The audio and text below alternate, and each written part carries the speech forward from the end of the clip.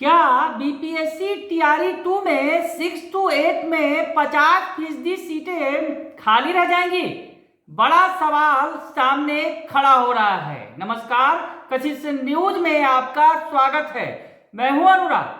BPSC TRE 2 के results धड़ाधड़ आ गए हैं। जी हाँ, सोशल साइंस का बेसब्री से इंतजार है। हालांकि बहुत सारे सब्जेक्ट का रिजल्ट आ गया है। 6 to 8 का, 9th 10th का और 11th 12th के भी रिजल्ट्स आ रहे हैं। तमाम रिजल्ट्स आ रहे हैं और निगाहें टिकी हुई हैं। 1,22,000 सीटों पर बहाली होनी है, लेकिन क्या 1,22,000 सीटें भर पाएंगी? 6 to 8 में जो सीटें जो हैं पूरी वो भर पाएंगी? ये बड़ा सवाल खड़ा हो रहा है।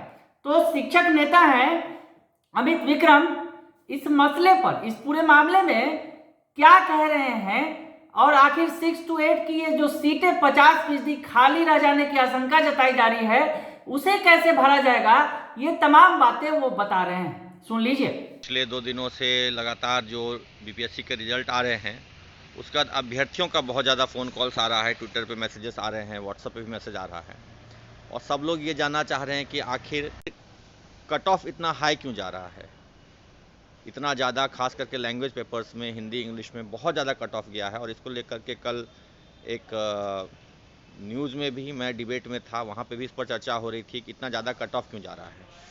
सभी अभ्यर्थी परेशान हैं कट ऑफ ज़्यादा जाने से, और बहुत सारे ऐसे अभ्यर्थी जो कि कई सालों से तैयारी में लगे हुए थे, इस उम्मीद में थे कि पिछली बहाली में नहीं हुआ तो इस बहाली में ज़रूर हो जाएगा, उनको फिर से एक बार निराशा हाथ लगी है। तो कट ऑफ हाई जाने का तो प्रमुख 2 कारण है। पहला ये कारण है कि देखिए, जो उत्तर प्रदेश के छात्र हैं खास करके, वो हिंदी और इंग्लिश की तैयारी कई वर्षों से कर रहे थे, वहाँ पर बहाली बहुत सालों से नहीं आई हुई थी, तो उसको लेकर के उनकी पूरी जोरदार तैयारी थी। और चूँकि अब पैटर्न भी क्लियर हो चुका था, क्वेश्चन का सिलेबस वगैरह भी कैसा रहेगा, पैटर्न कैसा रहेगा, एग्ज़ाम का सिलेबस, ये सारी चीज़ें क्लियर थी। तो इस वजह से बहुत लोग जो थे सालों से यूपी में सुपर टेट की तैयारी में लगे हुए थे, और उन्होंने बड़ी संख्या में फॉर्म भरा और यहाँ पे वो रिजल्ट लेकर के आए। वहीं बिहार के जो छात्र थे वो शायद उतने सालों से तैयारी नहीं कर रहे थे, अचानक उनके लिए परीक्षा आई, 2-4-6 महीने का ही समय मिल पाया। टीआरई 1 के तुरंत बाद टीआरई 2 की घोषणा हो गई, तो तैयारी का भी समय नहीं मिला। तो इन सब वजहों से बिहार के छात्रों का चयन उस संख्या में नहीं हो पाया जितना वो सोच के रखे थे। और आप देख रहे होंगे कि कट ऑफ लैंग्वेज पेपर्स में बहुत ज़्यादा जा रहा है, चाहे वो 6 to 8 का हो या 9-10 का हो।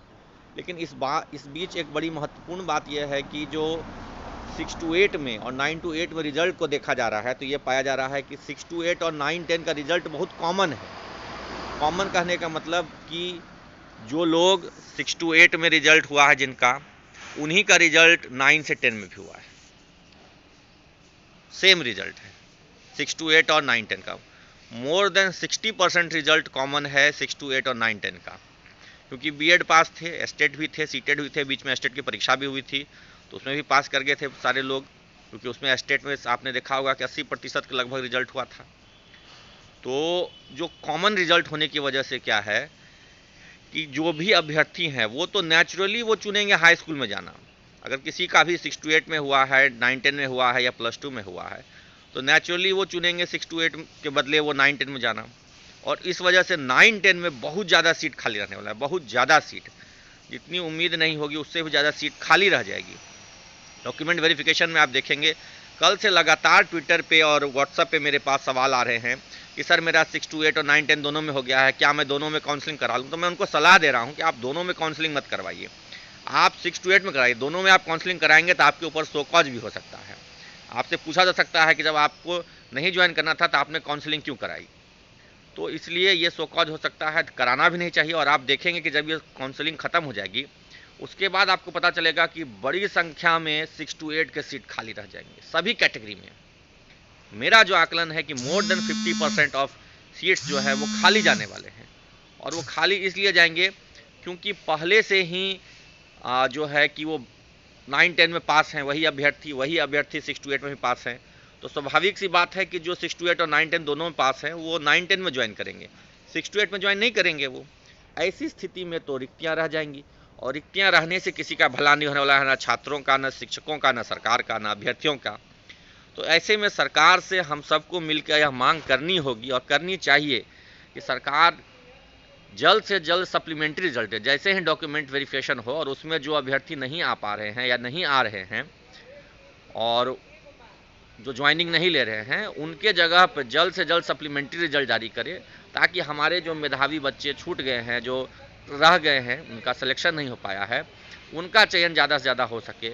ताकि देखिए सबका फ़ायदा इसमें, जो विद्यालय में बच्चे हैं वहाँ पे भी 6 to 8 के शिक्षकों की बहुत कमी है, विषयवार शिक्षक नहीं है 6 to 8 में। हम लोग बरसों से पढ़ा रहे हैं तो यथास्थिति को तो जान रहे हैं कि 6 to 8 में शिक्षकों की बहुत कमी है। 1 to 5 में उतनी कमी नहीं थी जितनी कमी 6 to 8 में विषय वार्षिकों की कमी है। तो वो कमी भी दूर करनी है, छात्र शिक्षक अनुपात जो है उसको भी ठीक करना है, और जो अभ्यर्थी इतने सालों से मेहनत से तैयारी कर रहे थे, पढ़ाई कर रहे थे, उनका भी तो कुछ भविष्य सोचना होगा कि आखिरकार वो जो तैयारी कर रहे थे तो उनका रिजल्ट नहीं हो और सीट खाली चला जाए। इसमें तो कोई होशियारी की बात नहीं है। रिजल्ट खाली जाना, सीट खाली जाना कोई बहुत बड़ाई की बात तो है नहीं, कोई बहुत अच्छी बात तो है नहीं, किसी का हित नहीं होगा इससे।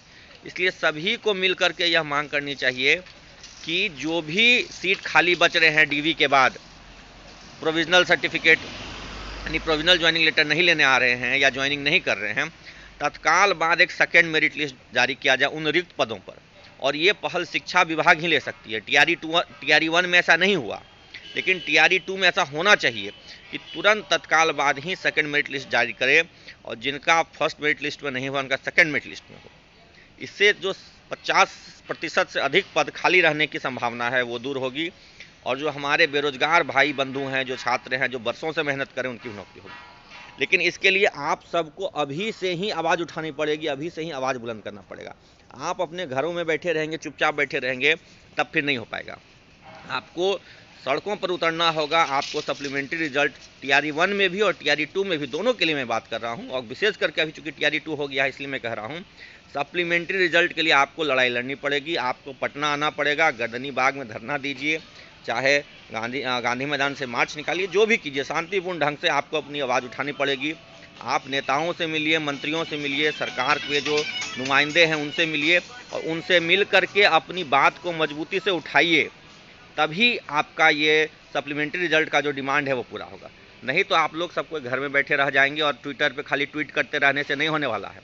आजकल अभ्यर्थियों को पता नहीं क्या होगा, छात्रों को ट्विटर पे ट्वीट करते हैं। ट्वीट करने से क्या होता है? कुछ नहीं होता है। ट्वीट करने से कोई नहीं पढ़ता आपके ट्वीट को। आप ट्रेंडिंग में नंबर 1 चले जाइए, रोज़ देश में कुछ ना कुछ नंबर 1 पे ट्रेंडिंग करता है, किसी को उससे कोई फ़र्क नहीं पड़ता है।